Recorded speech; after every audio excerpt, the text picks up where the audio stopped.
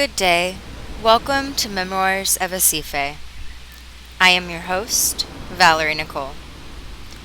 Today's message from the Caribbean comes from Saragassum. What is Saragassum? You know, I asked the same thing, especially being a Midwestern girl here in the Caribbean. To answer the question simply, Saragassum is a type of seaweed that comes from the Amazon. From my understanding, it is essentially the fall leaves of the Amazon that have fallen into the ocean, making its way here to the Caribbean and states during the summer months. While being an observer of the seaweed, there are so many messages within it, which only makes sense, being that it has traveled across the ocean, hearing the whispers of wisdom from the depths of the sea. There's something beautiful about that and magical, right? For me, the answer is most definitely yes. So what are the messages from Saragassum? Oh, where to even begin? The most prominent of the teachings is, blessings are not always as they seem. Meaning, not every blessing that enters our life appears to be a blessing in the moment. It is only brought into our awareness that this is indeed a blessing once time has passed. To the untrained eye, Saragassum is viewed as a burden, a hindrance of them achieving what it is they desire. Yet to the trained eye, Saragassum is viewed as a blessing for the future, and possibly even a miracle. As Saragassum washes to shore, in the moment, it sucks. It takes away the joy of swimming within the ocean. It brings forth a lot of bugs. It smells, and visually, it's an eyesore. However, what is not seen within the Saragassum are seeds. Seeds for future unlimited possibilities, growth, and new beginnings. So the first message of Saragassum is, blessings are not always as they seem. The next lesson of Saragassum is its ability to purify. As the seaweed itself moves through the ocean, it is collecting the filth within the waters, that are both natural waste and pollution created from mankind.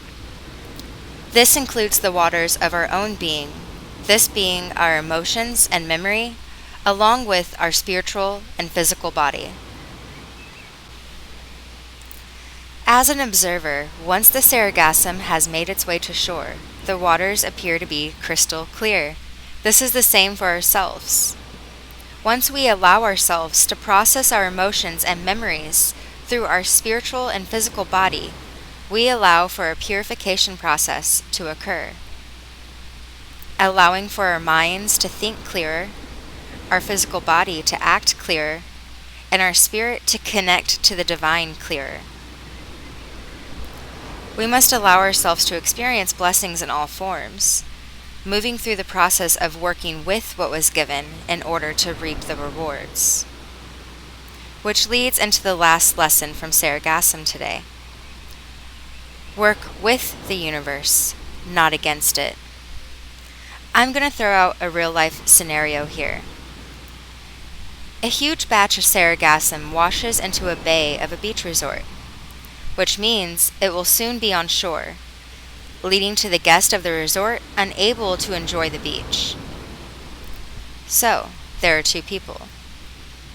Person A is a man who has observed how the ocean works with the Saragassum, observing how the ocean washes the Saragassum up to shore, making a thin layer across the sand, how the ocean brings back the tide just enough, providing the Saragassum enough time to dry out in the Caribbean sun, and then how the ocean kicks back up speed, washing the waves over the dried Saragassum, providing a fresh new blanket of sand and rocks. By doing so, he began following the pattern of how the ocean covers the Saragassum, raking the seaweed back from the waters, making a thin layer across the sand, allowing the sun to dry out the Saragassum. This actually eliminated the odor of the seaweed and the attraction of bugs, making it more enjoyable for beachgoers. With the extra Saragassum, the man began utilizing all he had left, placing it within areas away from his beachgoers. Person B is a man who sees the Saragassum and scoffs with anger, trying to find the fastest way to remove the Saragassum from the beach so that it does not affect his beachgoers. In his doing so, he chooses to take out heavy machinery to remove the Saragassum from the shoreline. Can you guess which option brought forth blessings? I'll give you a moment to think. So here was the outcome of both. Person A. As the man continued to mirror the ocean, following her lead, the waves began to wash up onto the dried Saragassum, covering it with a fresh bed of sand and rock, providing more shoreline to the beach itself, which, might I add, had been lost due to the island experiencing 2 Cat 5 hurricanes back-to-back many years prior. 6 months after Person A had began working with the Saragassum, in the places where he had put the additional Saragassum away from his beachgoers, grew mangroves, which in return helped to rebuild sand. Over the next 4 years, the beach actually tripled in size, and now there is an abundance of mangroves providing shade to the beachgoers, while the roots of the mangroves provide support for the new sand and rock so that the beach can continue to grow. By working with nature, which is working with the universe, the blessings received have turned into miracles. Person B. As the man continued to drive heavy machinery on the beach, the shoreline began to wash away. The machines also began to get stuck in the sand, which only made an even larger mess, because now the machinery is violently mixing up and away the Saragassum and the sand into the ocean, making the beach unbearable for the beachgoers. Can you guess how this ended? The beach eventually washed completely away. Now, if the man wishes to have a beach again, he would have to purchase new sand and hire for workers to get the job done. Person B has brought forth chaos within his life by being resistant to the blessings he was presented with earlier. In this story, Person A was being receiving of his blessings. He saw the Saragassum as a gift from nature to build and restore his once lost shoreline.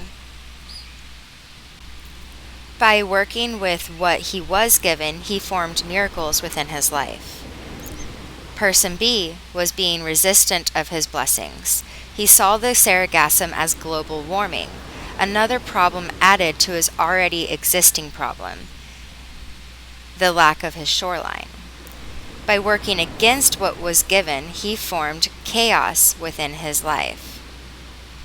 The moral here is to work with the universe, to work with the energy we are given in the present moment, no matter how it appears.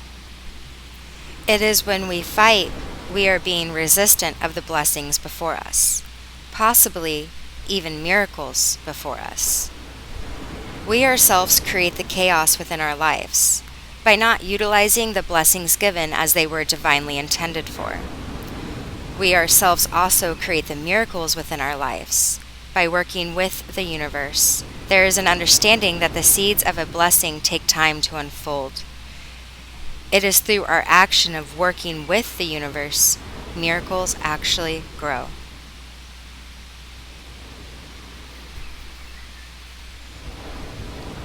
That is the end of today's episode. I hope you have enjoyed this message. May the Caribbean heal your soul as it has healed mine. Blessed be.